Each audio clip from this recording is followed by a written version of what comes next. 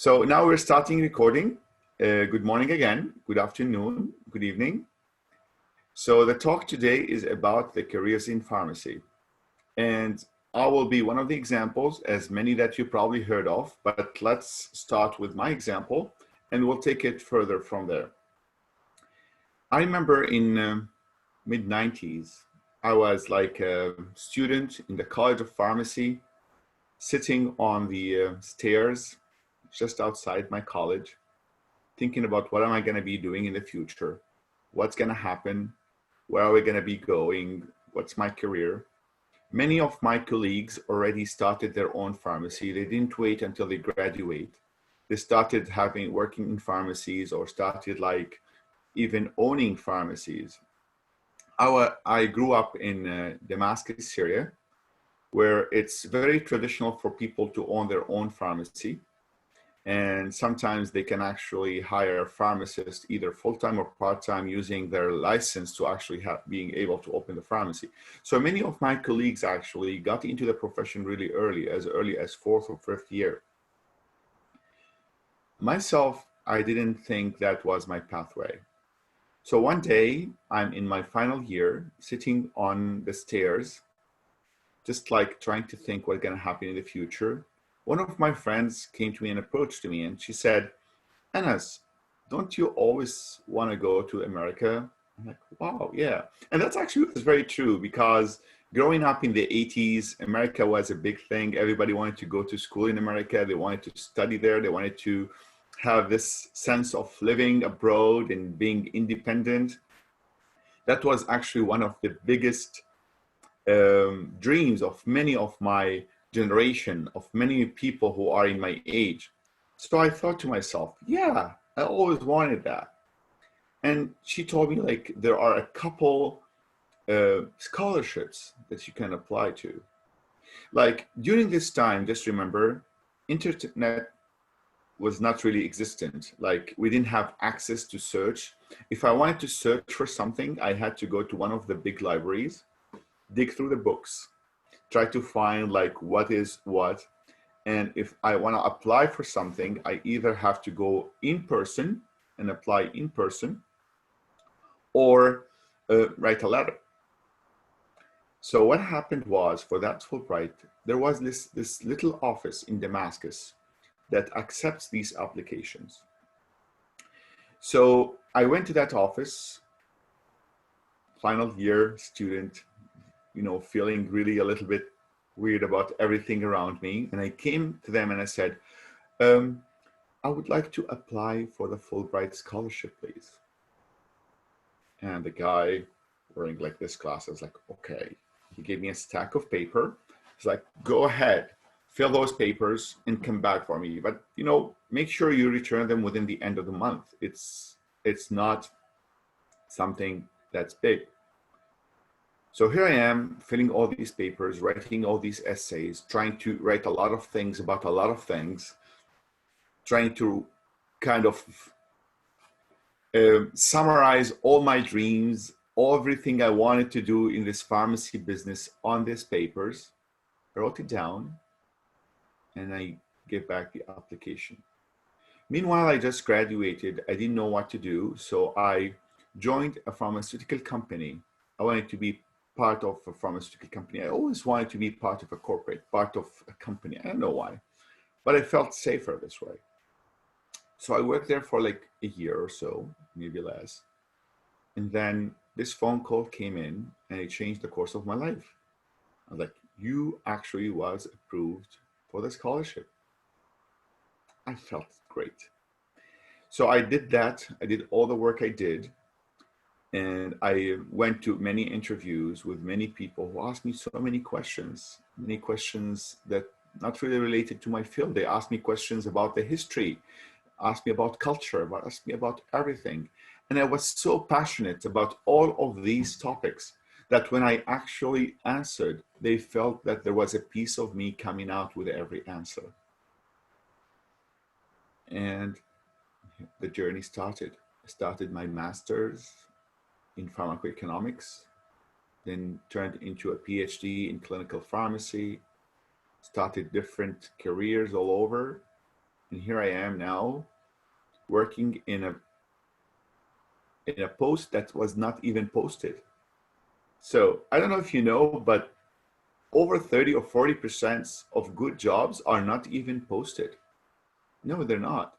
You actually have to prove yourself. You have to make a position many times for yourself to work. And I know many people realize that. But in general, many people, when they graduate pharmacy school, they have many dreams, just like I did. And some of them think about pharmacy school as this pharmacy. Yes, this pharmacy, exactly, that they want to do. They want to be behind the counter, taking notes, dispensing medications. Many of them, pharmacy means this view. They want to be in a pharmacy dispensing medications. And that's why over half of the graduates of pharmacy, they go to community pharmacies. They actually work in pharmacies dispensing medications, trying to the best they can to actually include their experience and their clinical expertise and offer it to their patients.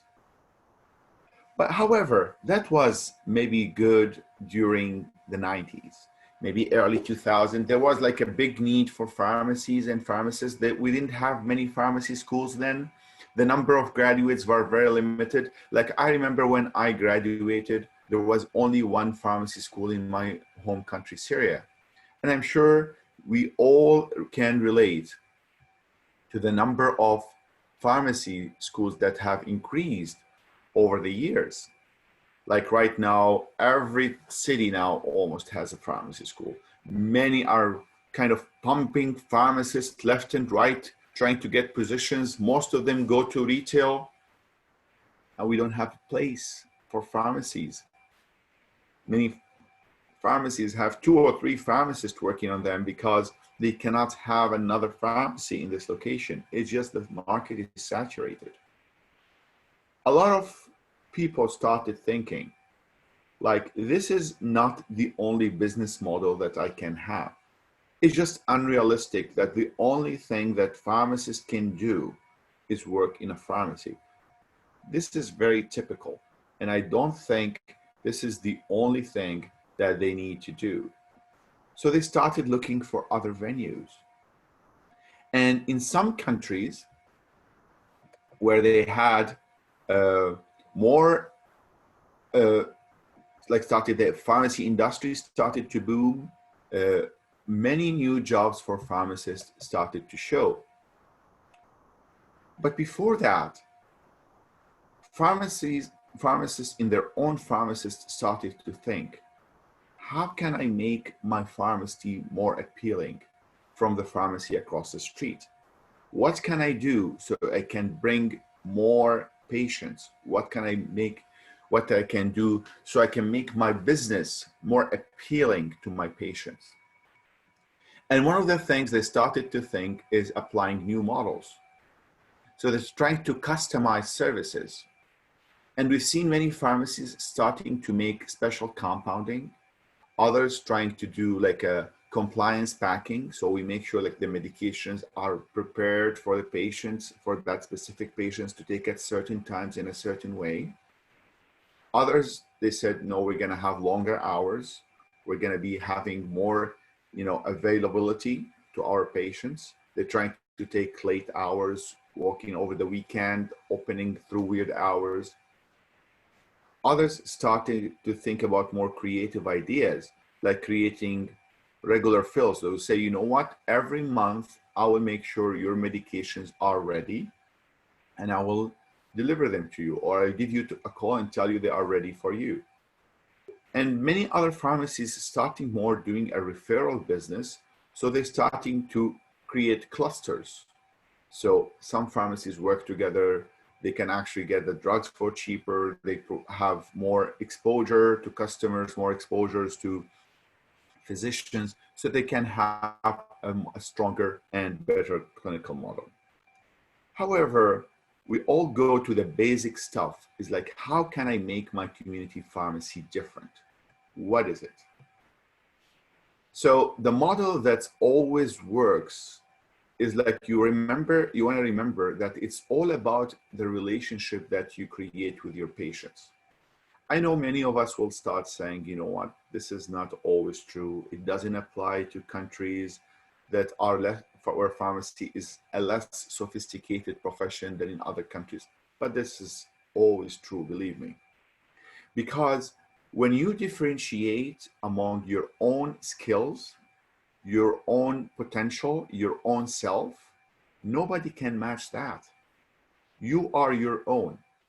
And what you need is, you need to get all these skills to able to connect your patients, to able to have the communication skills that you can start the talk that is very fruitful talk about their health, about their goals, what they need, and try to collaborate, help them to actually get where they need. How you do that? By applying your expertise, because you learn so many things that you can apply. People don't like to hear pure science. Nobody comes to the pharmacy telling you, tell me what's the side effects of paracetamol or acetaminophen. Nobody says that. People tell you, I have a liver issue. What kind of medication for pain you can recommend for me? You always have to think about the person, not the medication. And that's not always the case in many places where pharmacy is practiced. Think about the patient, what they need, and then try to find the best available things for them. That's the expertise that you need to apply. And once you create all this, you need to actually provide a personalized plan for this person that get them to their goal, and make sure you always encourage them through different monitoring and follow-up things. That's when you get to the optimal outcomes that you want them to get. And the more you build this relationship, this professional relationship with your patients, the more you get different in your practice, even within the community pharmacy, from other people. Believe me, the extra hours help, but it's always the personal touch, the level of expertise that pharmacists can provide to their patient is the one that's going to make the big difference in every patient, and make them make sure that they want to talk to this person, to this pharmacist, not any pharmacist. It's the level of relationship that you create. But in many times, as I said, community pharmacy is not the only option. And I'm here today to talk about others, other options, other pathways. Some of them might be known to you, others might be new to you. And I would like to actually hear from you if you have any experience. I actually went through many of these experiences through the course of my life, whether it's a full-time or a part-time. I experienced it all, and that's why I feel so fulfilled and so passionate about pharmacy even now. A lot of people say, oh, it's becoming so boring working in a pharmacy. I can't take working in a pharmacy. But this is not true. You are the one who make the essence of the work, and you are the one who make the difference in what you do. So some of us like to be very articulate.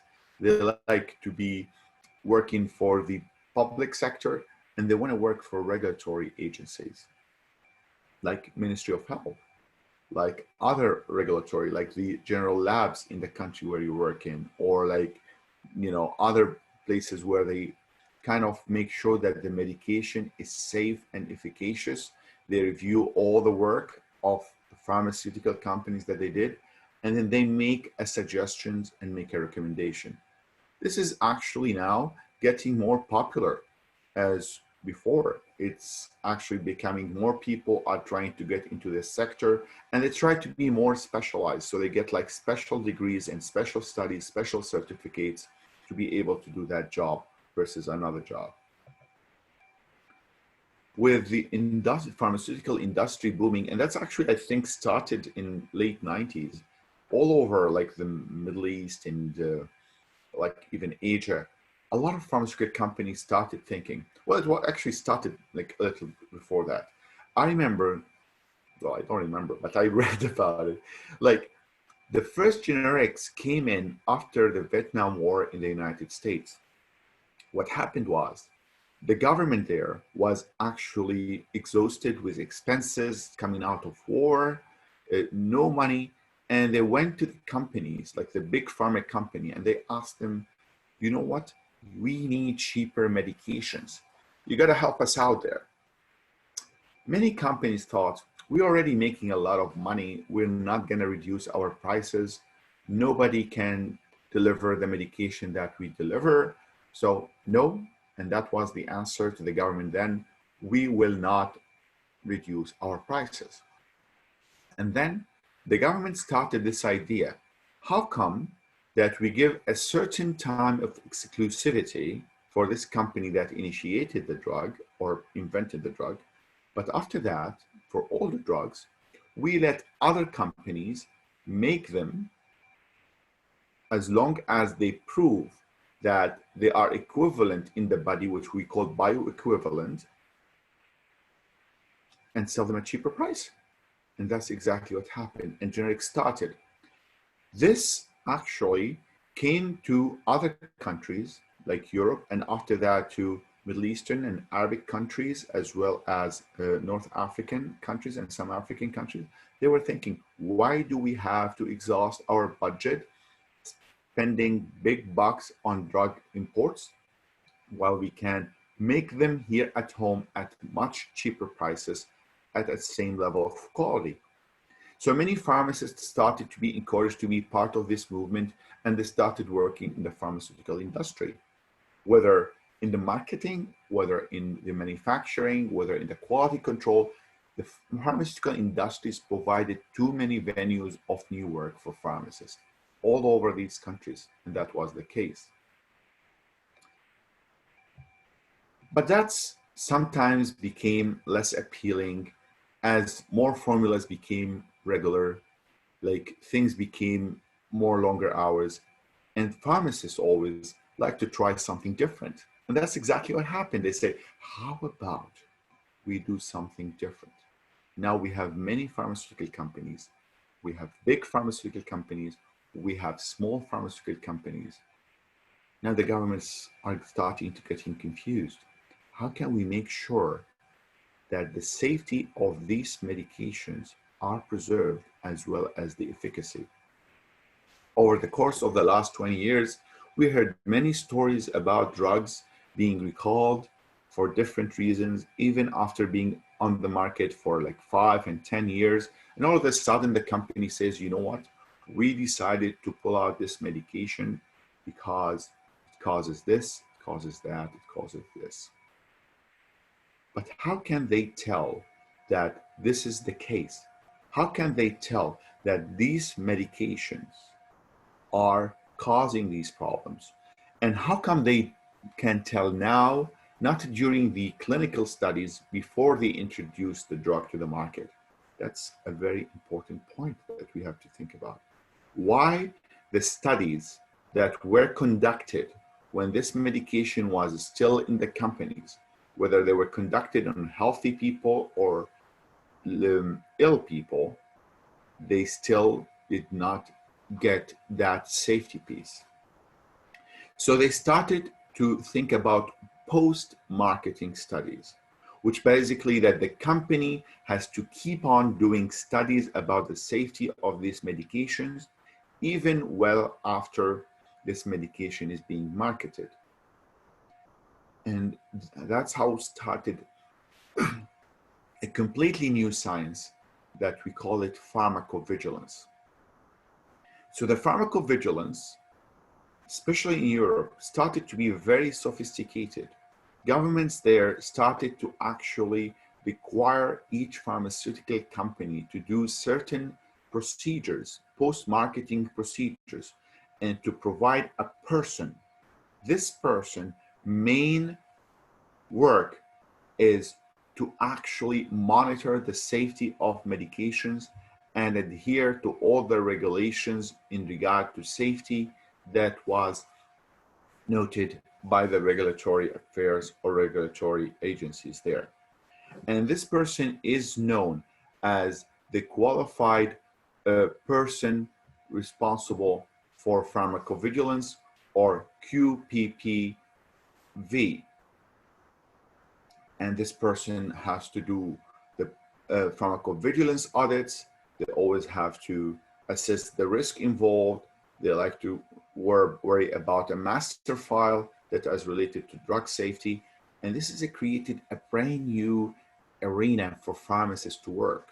Now, each company in Europe, and all of a sudden this actually extrapolated to other countries around the world, to other companies that may manufacture for international company under license. We need you to have a qualified person responsible for pharmacovigilance.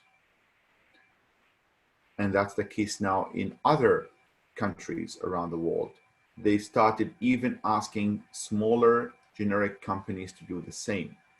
Now, while the different goals, there are different goals between generic and big pharma company in regard to what this person do, they all meet at the importance of keeping the drug safe and the drug and monitor that safety and collect data and provide it to the regulatory companies at regular basis. There's a long set of regulations that this person need to be an expert and need to provide.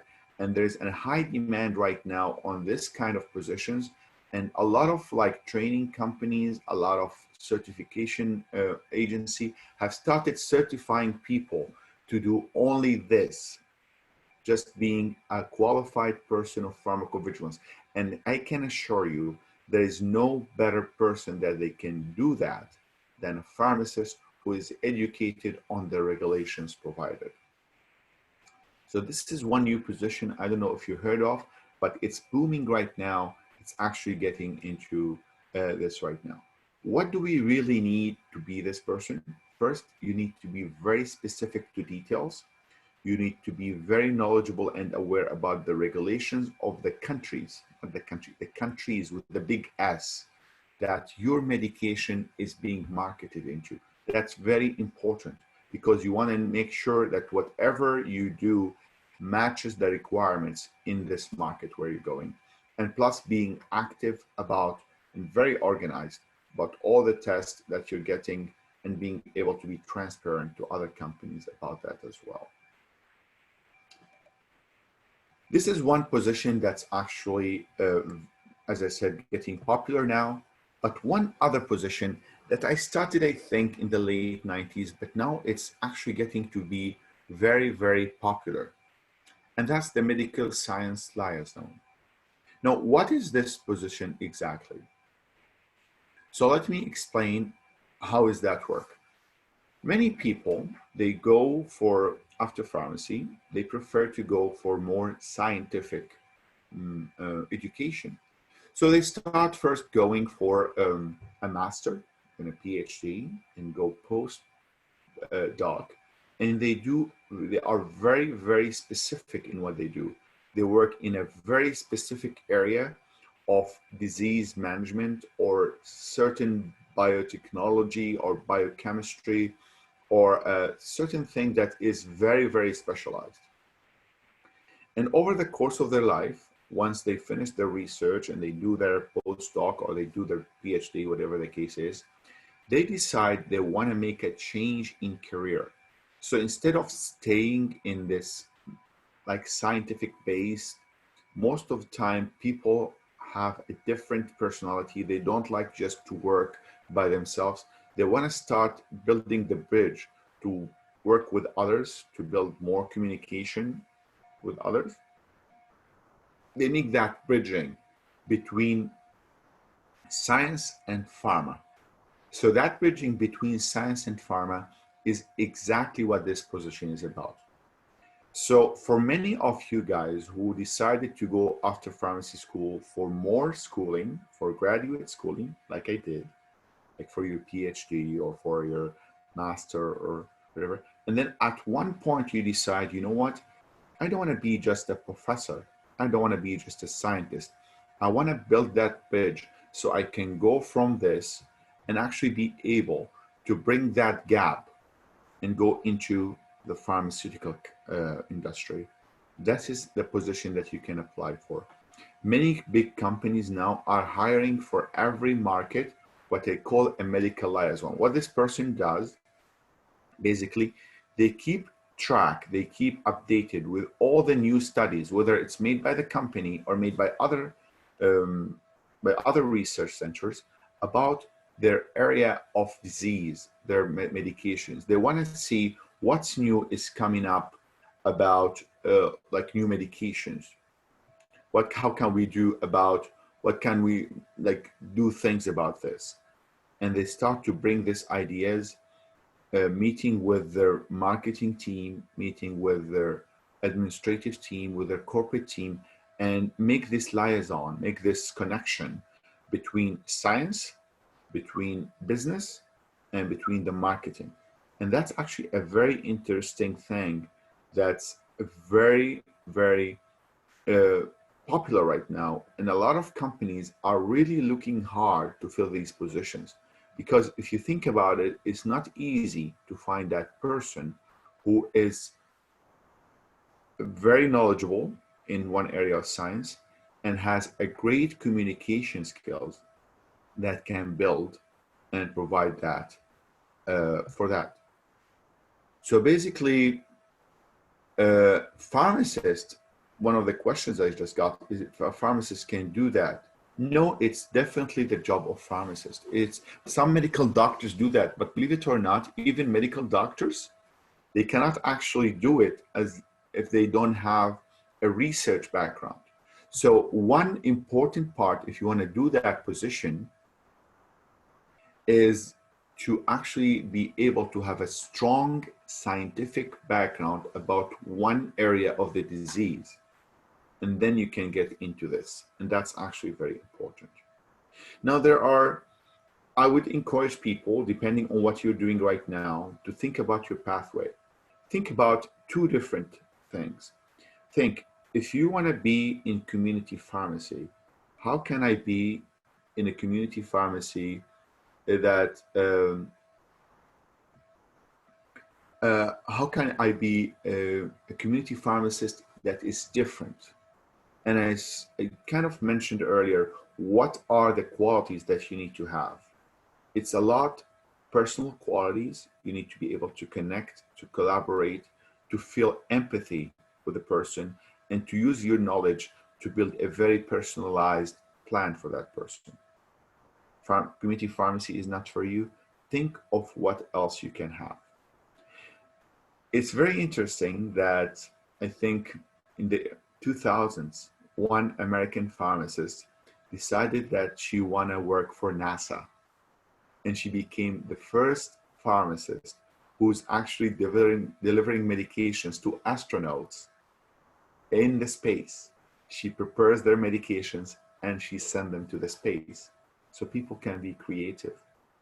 That was not a position. She convinced NASA, when she was doing an internship there, that they need a pharmacist, and they got the position. Let's finally talk a little bit about my position. My position as an ambassador. Nobody will list a position called, we need ambassadors to train people. No. They actually, over the work of your life, companies and people around you will see certain talents. So they will start to approach you. How about we tailor this certain position for you so we can do this, we can do that. So in your mind, just think what you have accomplished so far, what can you accomplish in the future, and how you can do it. What is the way you can do it? What knowledge you need, what skills you need, and how you can actually get these skills and this knowledge, and what's the time frame, and be a little flexible, and you will get there. I'll be happy to take some questions. I didn't want to make it a long presentation. I wanted to make it more of a meet and greet and hear from your experiences too. So please, if you feel like you have any question, feel free to type it and I'll gladly read it. I'll wait around for another few minutes. Hopefully I can hear something from you and I'll answer this question. So as I mentioned, pharmacists, they have many venues they can do. All what it takes is basically deciding what you like, what's your passion, and go back to the first decision that you made when you wanted to be a pharmacist and ask yourself, what did I think pharmacists do when I chose to be a pharmacy student? And then how can I get there and what do I need to get there? So I got another question here. Pharmaceutical research career pathways. Yes. So this is a very interesting pathway too, because a lot of pharmacists, they started thinking that I like research. And that's part of what I mentioned briefly about pharmacists becoming medical liaison. So a lot of pharmacists think, and that's what I did when I started too, like they finished pharmacy school, they said they wanted to be into research. And if you think research has many venues too, so there's the clinical research when you can actually work with patients, work in hospitals, and there is more of a basic science research or biochemistry research when you work in labs. So research is not really a one basket. It has a lot of components into it, and you need to decide your passion. So you can still work in research and be able to reach with people and work with people. There's a lot of pharmacy administration research where you can work with surveys and talk to people. There's a lot of lab research when you actually work on developing new medications or seek new indications for same medications or improve their safety or efficacy and so forth. So that's another thing that you can do. So research is actually a lot of things that are working together in order to achieve that. Another question as I had is clinical pharmacy. So let me tell you about clinical pharmacy, and from my experience from a lot of people, especially in the Middle East, this term is really misused. So clinical pharmacist becoming like a cliche for every pharmacist who wants to differentiate themselves on paper. But clinical, and the word clinical means that you are able to work with people. So clinical means people. And when I spoke about like how important it is to actually think about pharmacy, not from the drug perspective, but from the patient perspective, and make sure that this patient is the start and the end of the conversation, that's what clinical pharmacy is about.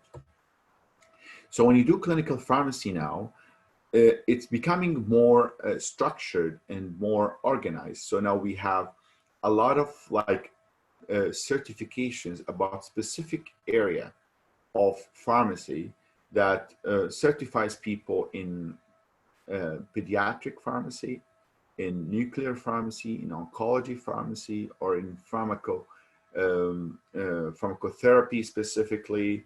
They're going more into geriatrics. So they are trying to actually have more certifications. And I see more and more people across the world, just as in the United States, are getting more certified. And in many cases, these certifications are actually providing people with more access to work in academic, in more specialized hospitals, and get sometimes a kind of a higher level pharmacy. Like I know a lot of regulatory systems, I think some of them is in the Arab Gulf, is actually giving special recognition for people with those certifications. So I encourage people, if you want to follow the clinical pharmacy, to be specialized and go into the board of pharmacy specialties. And that will probably answer the other question. It depends actually exactly what you want to do. So I want to touch a little bit about the parenteral nutrition. And this is actually another thing that a lot of people do, is going into home health or home infusion. And I've seen a lot of, I actually worked it myself for some time. It's more of a sterile compounding that requires a lot of sophisticated calculations, but it's actually serve the purpose of providing personal care to patients. So you are making a special formulation, a special compound that's specific for that patient, that exactly gets them. And one of them is the parenteral nutrition. And you know how personalized that can be and how different it can be between pediatrics and adults. And that's why the calculations should need to be very, very accurate, and a lot of people check that. I got a question: if the board certification equals a master degree? Well, let me explain that exactly what it is. So board certification is more of a professional certification. Master is an academic. So the certification now is becoming more required if you want to do more clinical work. So it's intended to actually more work in the practice itself. It's more of a practice certification. So you go and you actually provide what you provided to people, to patients, to real patients, while the master's might be the beginning of an academic degree that leads you in different places. So in the past, like if you want to talk about the 90s, master's was good to get you to work in a hospital, in a specialized hospital, but now certification is what you need to work in a specialized hospital, like in oncology or pediatric or other areas. Masters will get you more towards academia, towards research, and eventually toward the medical liaison job that I talked to you about. So pharmaceutical professional, if I can elaborate, as I mentioned to you before, there are many venues for pharmacists that they can be specialized in. If you want to go for the full list, it's the PPS, Board Certification in Pharmacy Specialties. And you can actually go into special ones. And the board is adding more and more. I think recently the geriatric ones was independent board. Now it's all under the umbrella of the board. This exams happen, I think, twice a year. Many actually associations provide these classes. It's interesting, I don't know if you know, but during the COVID-19 area, the American Health System Pharmacists Association provided the course for certification in intensive care or critical care for free. So that's one thing you can take advantage of, and I think the code for that is COVID-19. So if you put that code, you can actually get that course, and you can see it's a very, very big amount of knowledge that you have to adhere.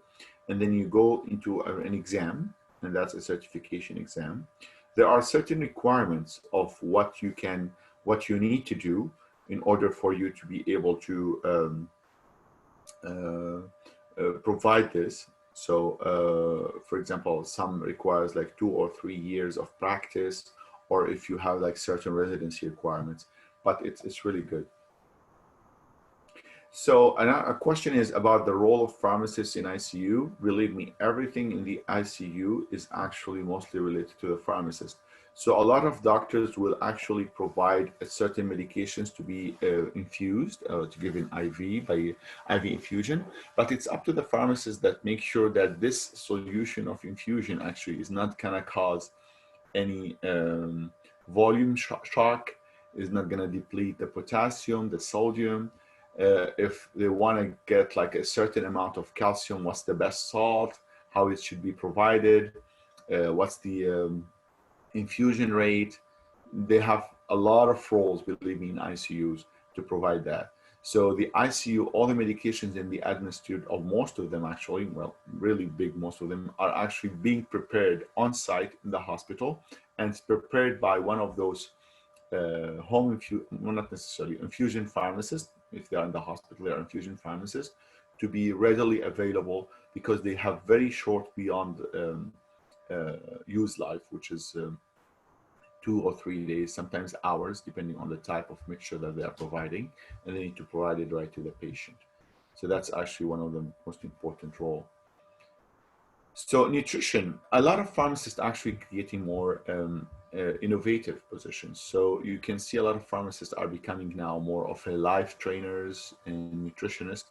But let me think, if you ever want to become a specialized in this kind, I would encourage you to go for extra training. Like, don't just rely on your pharmacy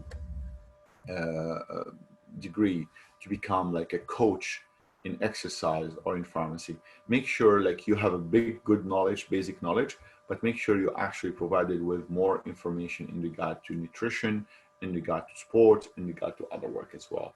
So yes, a lot of pharmacists are going into this. A lot of pharmacists are going into engagement, into making this kind of things. But I mean, I don't believe that you can just use your pharmacy degrees. Please make sure that you go the further thing as well. A lot of pharmacists are actually working also. I have one pharmacist who's very interesting, that she does special lab work. Like, she doesn't do it herself, she sends it to the lab, but she makes sure she monitors people. She monitors people like heart conditions and diabetes. And those are becoming very popular now. Like, you become a diabetes educator, an asthma educator, and you just make sure like you have a review every um, 2 or 3 months and provide like provide some changes to all the uh, like healthcare plan that you provide to your patient. All right, so if you have no more questions, I hope I answered all the questions. If there's no more questions, or if any, oh, here's one more. Let's take that last questions. What makes a customer come to my pharmacy in a chain pharmacy? Very interesting question. And I live in North America, and I've seen more people actually going into independent pharmacies, believe it or not. And there are two different reasons. So independent pharmacies usually provide more a personal service. And again, you need to think about pharmacists just like other healthcare providers. Would you go to any physician, or would you go to the physician that is the best in many things, which is first in what they do, and second, like can correlate to your story and understand your situation and communicate to you well? That's what you need to build. You want to build this strong professional relationship with your customer, so they don't come to your pharmacy, they come to you as a pharmacist. And that's a big difference. They don't just want to get any medication, they just want to get a medication. They want to get the service from that person who can provide it best. And as I said, customized plan for each patient, make them feel they are part of the therapy, that they are not just another customer who is buying another box of medication. I think that's the most important thing if you want patients to come to your independent pharmacy versus coming to a chain pharmacy. There's no certificate for attendance this webinar, but I'll have the most important thing if you get the most out of it. That's what's the main goal for it. So is it better to work in chain pharmacy in America, or to find a scholarship in master degrees?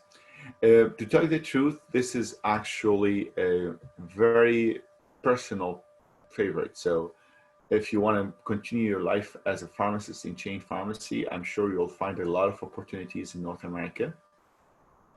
If you believe that you want to go to a different pathway, then I would say go for more education and just plan for that pathway. It's basically follows what your pathway that you want to try. And what certification I need to become a clinical pharmacist? There is a basic certification, it's called pharmacotherapy. That's actually kind of touches in a little of different areas of diseases. You can actually start with this one, but after that, you may go one step further and get specialized as well. So at this point, I hope I answered all your questions. If you have more questions, please feel free to send me a note or a question through Localized, and I'll be happy to answer.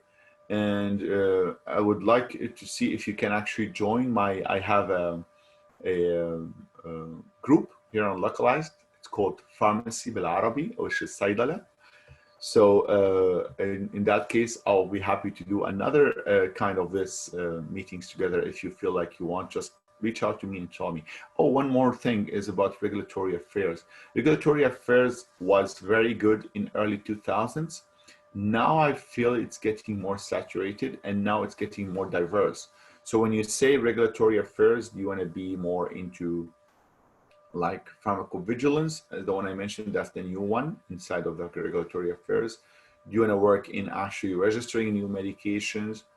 It's still a lot of people are actually going into this, but it's not as new as the other ones I mentioned to you about, but this one is also a good one. And I mentioned briefly about talking to pharmaceutical agencies as well as other ones as well.